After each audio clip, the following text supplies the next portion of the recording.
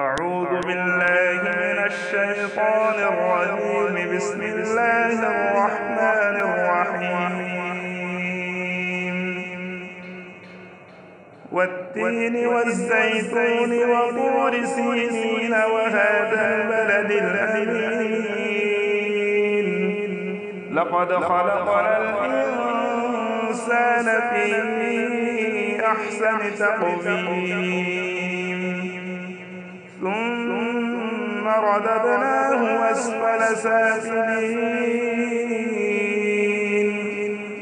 إلا الذين آمنوا وعملوا الصالحات فلهم أجر غير ممنون.